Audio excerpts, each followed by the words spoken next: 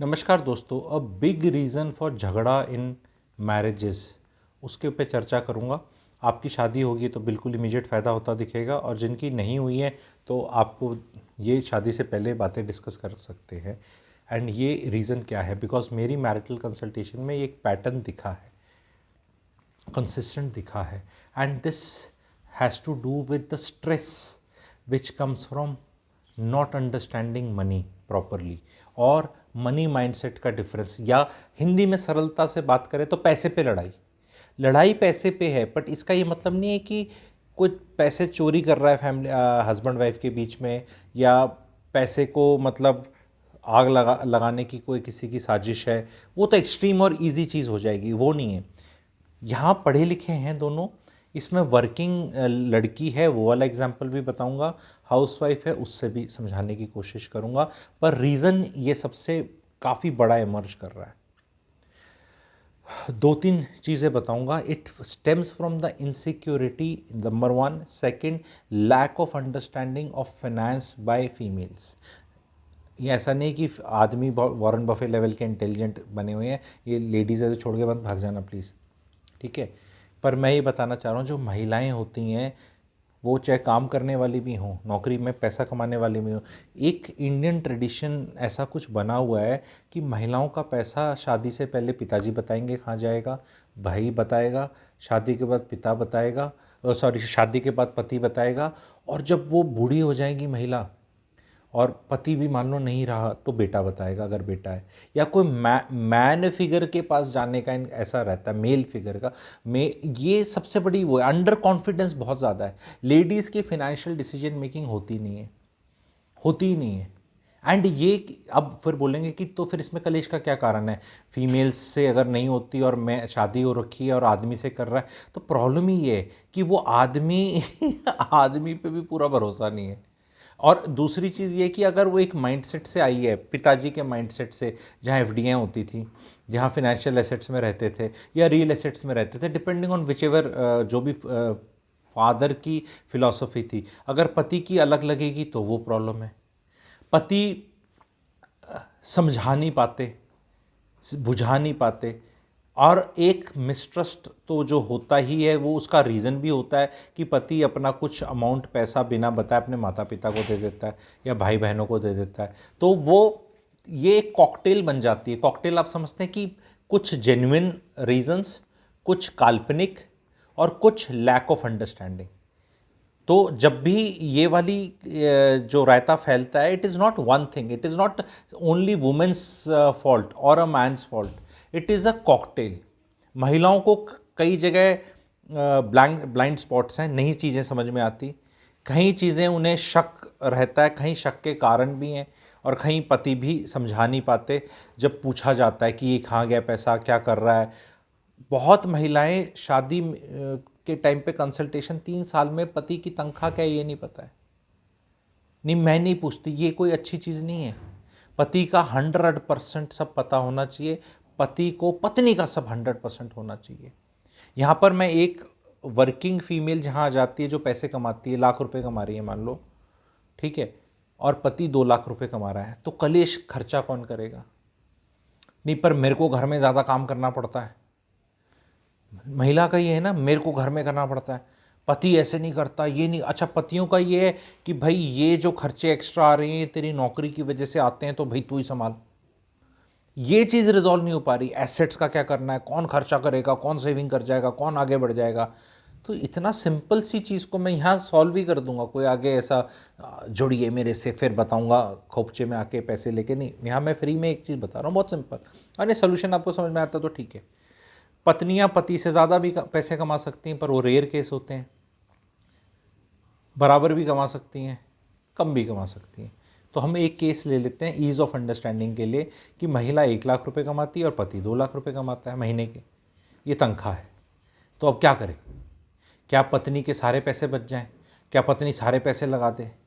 क्या पति लगा दे? क्या पत्नी अपना सारा बचा ले? तो एक बहुत सिंपल सा रूल है, टोटल अर्निंग्स है 3 lakhs, महिला इज कंट्रीब्यूटिंग 33%, पुरुष इज कंट्रीब्यूटिंग 66.66, महिला इज कंट्रीब्यूटिंग 33.33।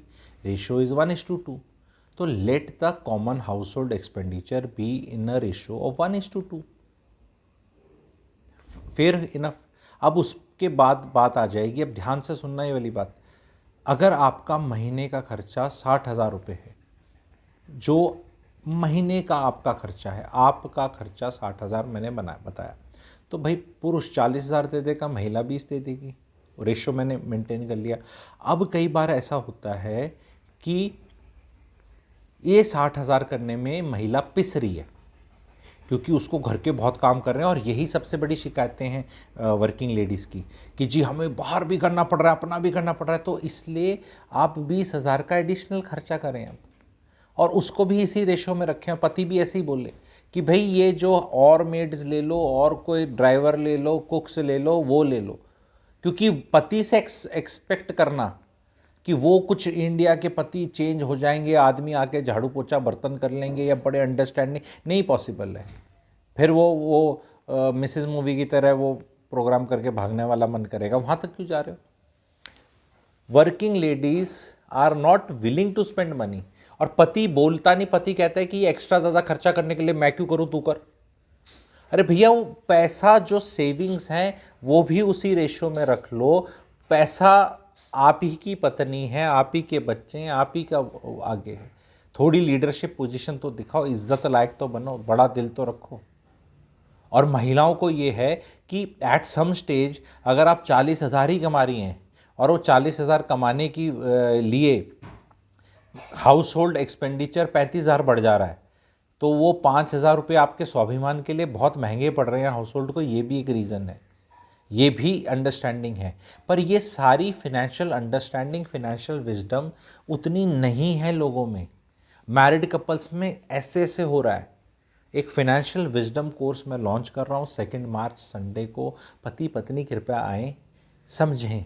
नीयत किसी की ख़राब नहीं है, पर इंडिविजुअल इनसिक्योरिटीज़ हैं, वो मैं मैरिटल कंसल्टेशन में दिखती हैं।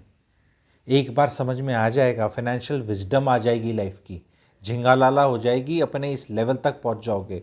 तो अभी आपको अर्ली बर्ड डिस्काउंट भी मिल जाएगा, रिकॉर्डिंग मिलेगी, 10 क्लासेस हैं, संडे को होंगी 12 बजे से 1:30 बजे। आप ये भी नहीं कह सकते हम दफ्तर में होंगे। तो एनरोल करने के लिए दिए हुए नंबर पे आपको व्हाट्सएप करना है FW। पैसा, मनी बहुत बहुत इम्पॉर्टेंट चीज़ है। लक्ष्मी जी की आरती में हम बोलते हैं ना, सब कुछ संभव हो जाता, मन नहीं घबराता।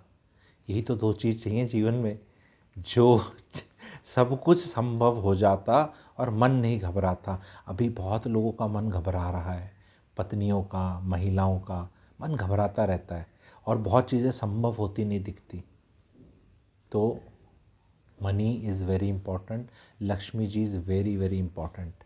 बट लक्ष्मी जी वहीं टिकती हैं, लक्ष्मी जी की पूजा होती है, आपको पता है दिवाली पे, अदरवाइज़ भी।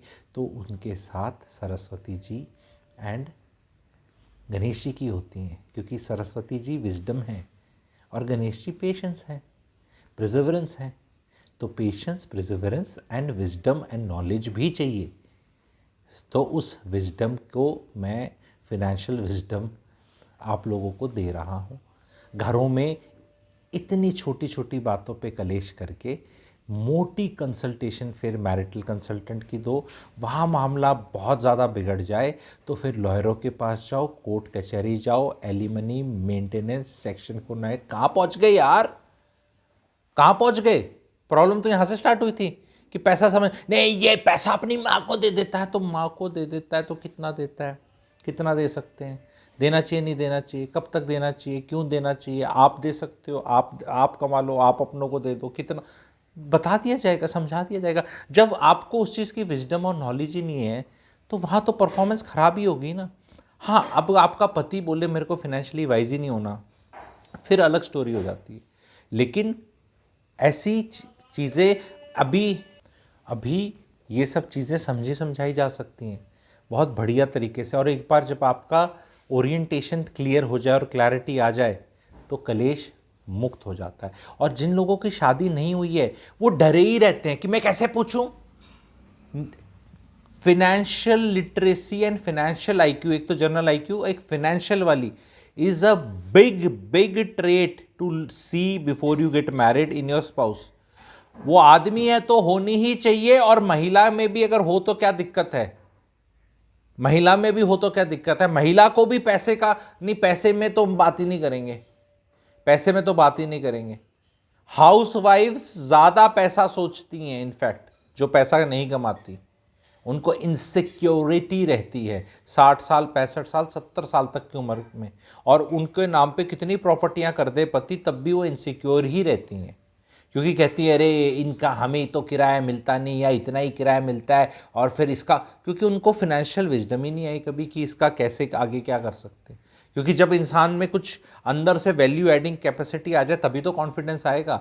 आप किसी ऐसी अरे गहरे किसी बंदे को दे दो 2 4 5 10 लाख 50 60 लाख, उससे कॉन्फिडेंस नहीं आता, वो पैसा खिंड हो जाता है, क्योंकि उसको पता है कि मेरे में नॉलेज कोई ले लेगा, तो वो इनसिक्योर रहने में एक लाइफ लॉन्ग अप्रोच उसमें घुस जाते हैं, इनसिक्योरिटी में ही रहेंगे।